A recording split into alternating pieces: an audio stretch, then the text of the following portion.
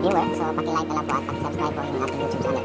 So ngayon, I'll be showing you the top best video editing software na maaari nyo gamitin kung kayo pa lang po ay nagsisimula mag-vlog or mga beginners na vlogger. So I'll be showing you only the top 3 at saka yung para sa akin yung pinaka-the best na editing software. So first is the Windows Movie Maker. So ito po talaga ang pinaka-basic na editing software kasi po built-in na po yan sa Microsoft. So pag Windows 7 po yung computer mo, nandun na po yun sa computer mo, naka-built-in na po yan. Pero pag wala, pwede naman po siyang ma-download online. So Windows 7, Windows 8, or Windows 10. So compatible po ito sa Windows OS. So free lang po siya, wala pong bayad. So next is the top 2 is the iMovie. So iMovie editing software is free din. Tapos compatible lang po siya sa mga Apple devices. So like for example iPhone or mga Mac computers o laptops, so mga Mac OS at saka iOS. So iMovie is a free video editing software. So free din po siya. Designed for vloggers who are using Mac. So mga iPhone users o mga Mac users. So napakadali lang po nitong gamitin. Na-available po siya online at saka sa iStore. Okay, number 3, top 3 is the VSDC free video editor. So ito talaga yung pinaka-the best para sa akin kasi madali lang po siyang gamitin at saka magaan lang. Ma-download mo po siya online. So free at saka compatible po ito sa mga Windows PC or mga computers or laptop. So VSDC is a non-linear editor, seems to be a perfect solution for both established and aspiring vloggers. So talagang dinesign siya para sa mga vloggers talaga na gustong matuto kung paano mag-edit ng mga videos.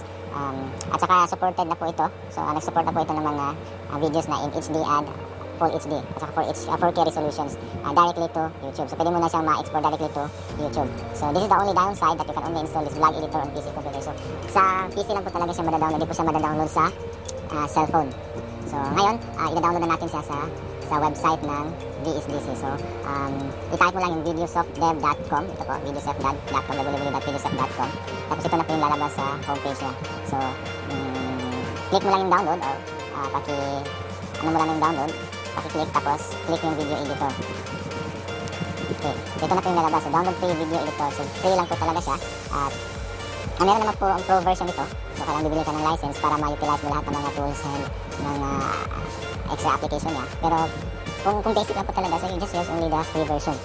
Okay, so meron siyang 64-bit at saka 32-bit version. So pag ang PC mo is 64-bit, ito yung i-download mo. Pag 32-bit naman, itong 32-bit version. So i-download na natin yung 32-bit version.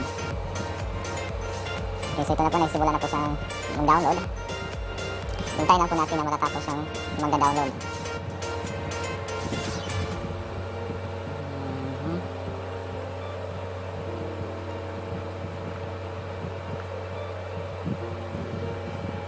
Okay, malapit tapos siyang matapos mag-download. So ang VSDC software is free lang po ito. So you have to download it free on the internet. So kung gusto mo ma-utilize yung lahat ng mga features nito, so you have to subscribe for the pro version sa VSDC. Pero sa akin, I'll just only use the free version kasi basic lang po yung gagamitin natin. So meron na po itong kasaling video converter at saka audio converter. Meron din po itong ano pa? Ito lang po yung mga products na Video Editor Pro, yung free version, video converter, audio converter. At balito ko meron din itong screen capture, so pwede kang mag-record ng sa screen mo, screen capture. So, malapit na po matapos. So 5 seconds na lang po. So after po nitong mag-download, i-install na po natin yung VSDC. Okay, tapos na po. So tapos na po natin ma-install yung VSDC. Ito na po yung application niya. So i-run mo lang. Tapos i-run mo using administrator. Kasi parang di siya mag-run kung hindi administrator. Okay, tapos ito is mag-open na po yung program, yung application na VSDC video editor. Okay, ito na po yung software. So as you can see, meron siyang mga options here. So meron siyang blank project, create slideshow, import content, video capture, at screen capture. So basically, ito po ang ginagamit natin, blank project. So para maka-start ka ng new project. So meron siyang dito mga choices o mga options na kailangan mong i-select. Pero as of now, ito lang po yung gagawin natin. I'm just only showing you on how to download and install the VSDC Pro free edition of VSDC. Okay, thank you guys for watching and please subscribe to my YouTube channel, GB Vlogs. Next ko pong gagawin is we will create po na first tutorial kung paano gumawa ng video editing. Thank you guys for watching.